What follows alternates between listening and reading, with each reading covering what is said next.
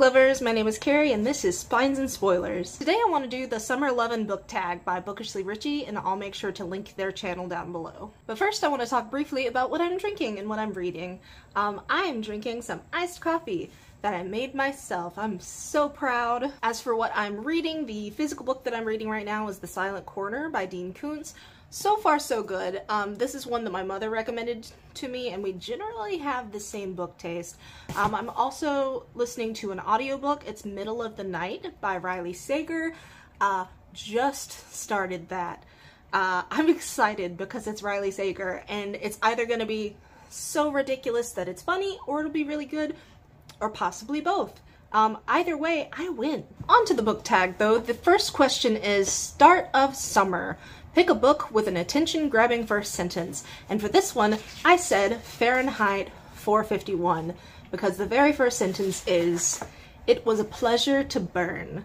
And like, if that doesn't grab your attention, I don't know what will. Even if you want to go on, it was a special pleasure to see things eaten, to see things blackened and changed. If you haven't read this book, it's extremely poignant and important, honestly. There's a reason that they teach it in so many English classes and why it's been banned in so many places. Number 2 is Too Hot to Go Out. Pick a book for a day in. One book that I always go back to is The Hunger Games by Suzanne Collins.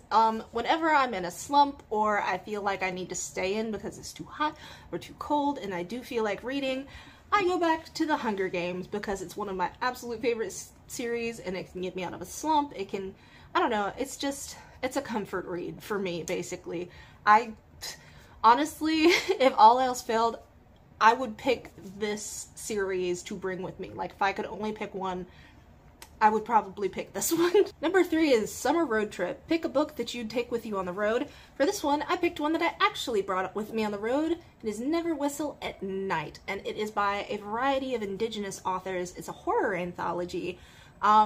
There wasn't a single short story in this where I was like, I'm not feeling that one. Like, some were better than others, but every single one of these is a win, and I highly, highly recommend it, especially closer to the fall and, like, you know, the spoopy season. Number 4 is Pick a Book with a Cold Setting, and for this one I chose Rock, Paper, Scissors by Alice Feeney. This one is set during a blizzard. It's not initially a blizzard, but the people get snowed in and, you know, shenanigans ensue. It's one of those books with a really satisfying ending. Like, the people get what they deserve at the end. I'll say that. Number 5 is Nasty Sunburn. What's a book that you really disliked this year? Honestly, I've had a really good reading year so far. There are no books that I've read so far where I absolutely hated them 100%. There's one that was kind of problematic, and there are a couple where I was just like, but that was mostly because I was getting burnt out. The one that I chose was the one that disappointed me the most, and that's In a Dark, Dark Wood by Ruth Ware. I got on a bit of a Ruth Ware kick. I read a lot of them, and this one had the most hype, I think, out of all of them, except for the It Girl. I used to see this book everywhere, so I had a lot of expectations going in, and it ended up just being fine, you know, extremely underwhelming, not at all what I expected. Probably my least favorite of all the Ruth Ware books. I'm not trying to dissuade anyone from reading it because it's still not bad. It's just, you know, fine, at least in my opinion. Number 6 is the last question. It's Sizzling Read. Recommend one of your favorites. And for this, I chose The Color Purple by Alice Walker. This is probably my absolute favorite books. I've lost count of the amount of times I've read it.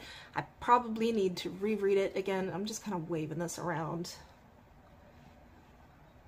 like a hooligan. If you've never read it, it is another one that's in my top books to read. I need to make that video, just all the books that I recommend in general, but this is definitely one of those at the top of the list. And thank you again to Bookishly Richie for making this video at all. Again, I'll post the link to their channel down below. That's it for the video.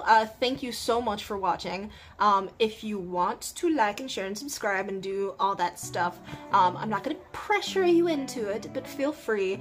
Ultimately, what I'm concerned with is that you remember to love yourself. Please. Okay, bye. If I say